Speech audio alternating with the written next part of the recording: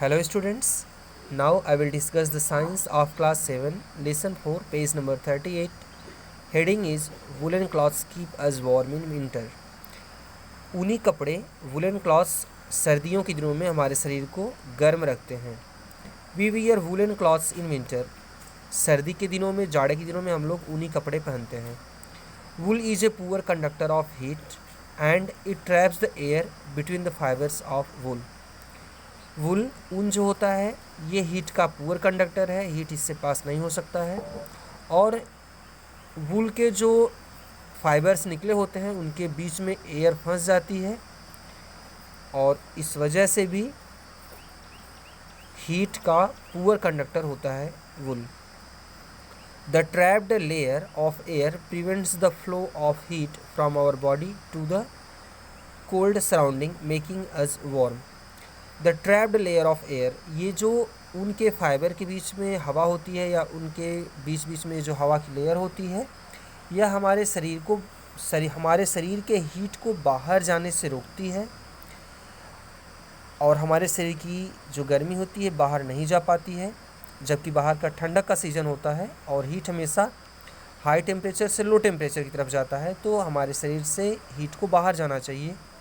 लेकिन ऊनी कपड़ा इस हीट को बाहर जाने से रोक देता है, जिसकी वजह से हमारा शरीर गर्म बना रहता है.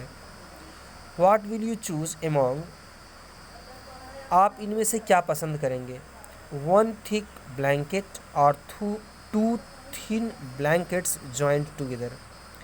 एक मोटा कंबल या दो पतले कंबल जो एक दूसरे के ऊपर रखे हों, एक दूसरे से जोड़ करके रखे गए हों. ऑन अ विंटर नाइट, सर्दी की रात में. और वाई, ऐसा क्यों? स्टूडेंट्स, दो पतले कंबल जो जोड़ के रखे गए जाते हैं उनमें ज़्यादा गर्मी बनी रहती है. उसका रीज़न ये होता है कि उनके बीच में हवा की एक लेयर होती है और यह लेयर शरीर की हीट को बाहर जाने से रोकती है और हमारा शरीर गर्म बना रहता है. Remember that in between the blanket two there would be a layer of air. हमेशा याद रखिए कि दो लेयर के बीच में, कपड़ों की दो लेयर के बीच में या ऊनी कपड़ों के दो लेयर के बीच में हवा की भी एक लेयर होती है और हवा की यह लेयर हीट को बाहर जाने से रोकती है.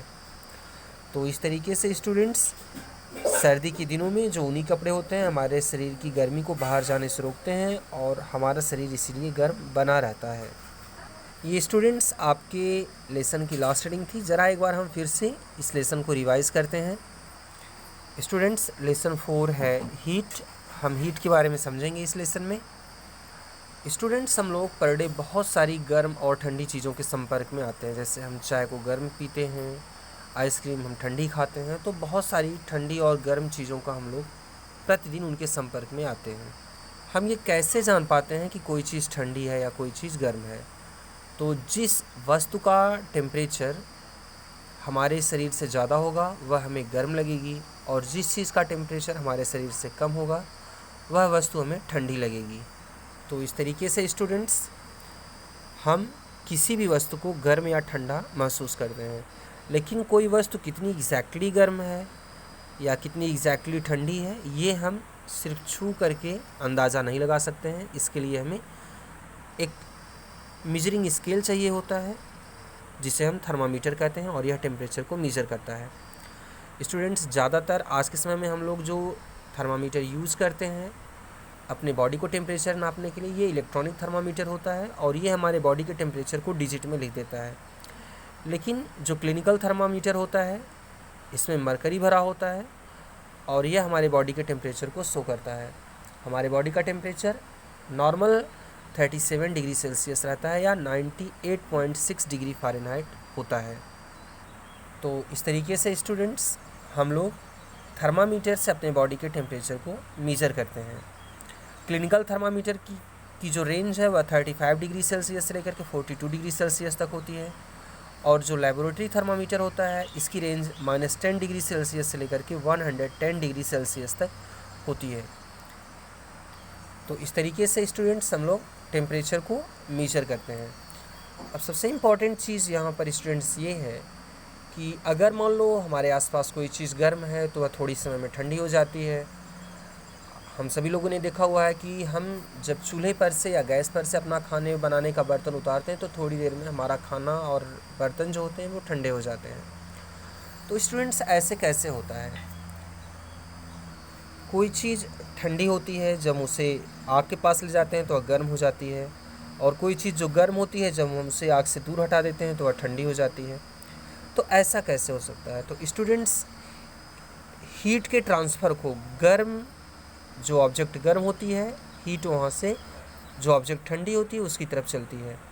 तो हीट के ट्रांसफ़र को इस तरीके से हीट का ट्रांसफ़र होता है और हम लोग इसे ट्रांसफ़र ऑफ हीट कहते हैं। जैसे अगर हमने कोई बर्तन अपने गैस पर खाना बनाते समय रखा हुआ है तो आग, इसका टेम्परेचर बहुत ज़्यादा होता है फायर फ्लेम का, तो हीट फायर फ्लेम से निकल करके हमारे कुकिंग यूटेंसिल बर्तन में जाती है और हमारा खाना धीरे धीरे पक जाता है। तो स्टूडेंट्स, ये जो हीट का ट्रांसफ़र हो रहा है इसे ही हम बोलते हैं ट्रांसफ़र ऑफ हीट, और इसके 3 तरीके होते हैं: कंडक्शन, कन्वेक्शन और रेडिएशन। स्टूडेंट्स, सॉलिड में हीट का ट्रांसफ़र कंडक्शन मेथड से होता है। सॉलिड में एक्चुअली जो सॉलिड के सब्सटेंस होते हैं, सॉलिड सब्सटेंस होते हैं, उनके वो बहुत छोटे छोटे पार्टिकल्स के बने होते हैं, और सॉलिड के पार्टिकल्स का स्थान फिक्स होता है और ये इधर उधर मूव नहीं करते हैं। तो सॉलिड के पार्टिकल्स अपनी जगह पर रहते हुए हीट का ट्रांसफ़र करते हैं, और हीट ट्रांसफ़र के इस मेथड को हम लोग बोलते हैं कंडक्शन। और इस तरीके से हर सॉलिड के अंदर कंडक्शन मेथड से हीट का ट्रांसफ़र होता है। स्टूडेंट्स, लिक्विड और गैस के मॉलिक्यूल्स मूव करने के लिए फ्री होते हैं, और ये हीट एब्जॉर्ब करने के बाद, हीट लेने के बाद और तेज़ और एक्टिव हो जाते हैं और अपना स्थान बदल देते हैं, और उनके स्थान पर कोई ठंडा मॉलिक्यूल आता है, वह भी हीट एब्जॉर्ब करके वह भी दूर चला जाता है। फिर अगला मॉलिक्यूल जो ठंडा होता है वह आता है और वह हीट को एब्जॉर्ब करता है। तो इस तरीके से मॉलिक्यूल्स के मूवमेंट के कारण हीट का ट्रांसफ़र हो रहा है लिक्विड और गैसेज में, और इस मेथड को हम लोग बोलते हैं स्टूडेंट्स कन्वेक्शन।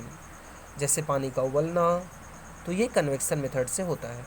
स्टूडेंट्स, एक और हीट ट्रांसफ़र का मेथड होता है, ये होता है रेडिएशन। रेडिएशन के लिए किसी मीडियम की ज़रूरत नहीं पड़ती है, इसके लिए सॉलिड, लिक्विड या गैस मीडियम की ज़रूरत नहीं पड़ती है, बिना किसी मीडियम के ही हीट का ट्रांसफ़र हो जाता है।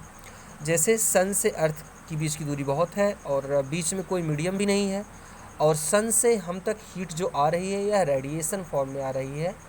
तो इस तरीके से जो हीट का ट्रांसफ़र एक जगह से दूसरी जगह बिना किसी मीडियम के होता है, इसे हम रेडिएशन मेथड कहते हैं। रेडिएशन मेथड से हीट का ट्रांसफ़र होता है। जैसे स्टूडेंट्स, अगर हम अलाव के पास बैठते हैं तो हमें गर्मी लगती है, तो ये रेडिएशन मेथड से हीट का ट्रांसफ़र यहाँ पर भी होता है। एक इम्पॉर्टेंट चीज़ और है स्टूडेंट्स यहाँ पर, कि गैस गर्म होकर के ऊपर उठती है। गैस के मॉलिक्यूल्स या लिक्विड के मॉलिक्यूल्स गर्म होकर के ऊपर की तरफ उठते हैं।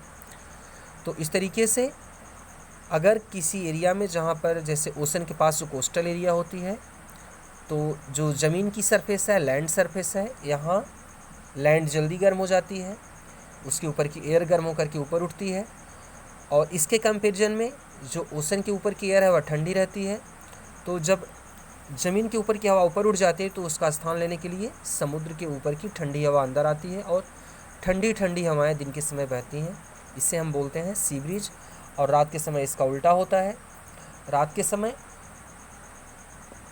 ज़मीन जल्दी ठंडी हो जाती है, यहाँ की हवा भी ठंडी हो जाती है। इसके कंपेरिजन में समुद्र के ऊपर की हवा गर्म रहती है जो ऊपर उठ जाती है, और उसका स्थान लेने के लिए ज़मीन के ऊपर की हवा समुद्र की तरफ बहती है। इसे हम बोलते हैं लैंड ब्रीज। तो इस तरीके से कोस्टल एरिया में लैंड ब्रीज और सी ब्रीज घटनाएं होती रहती हैं। स्टूडेंट्स, हमने ये भी पढ़ा कि जो डार्क कलर्ड क्लॉथ्स होते हैं ये हीट के अच्छे एब्जॉर्बर होते हैं, और लाइट कलर्ड क्लॉथ या वाइट कलर्ड क्लॉथ ये हीट के अच्छे रिफ्लेक्टर होते हैं, हीट को एब्जॉर्ब नहीं करते हैं। यही कारण है कि गर्मी के दिनों में हम लोग सूती कपड़ा या कॉटन क्लॉथ्स पहनना पसंद करते हैं, जबकि सर्दी के दिनों में हम लोग वूलन क्लॉथ्स पहनना पसंद करते हैं। स्टूडेंट्स, आप लोग ये लेसन ध्यान से पढ़ के समझ लीजिएगा। अगले दिन हम एक्सरसाइज सॉल्व करेंगे। Thank you.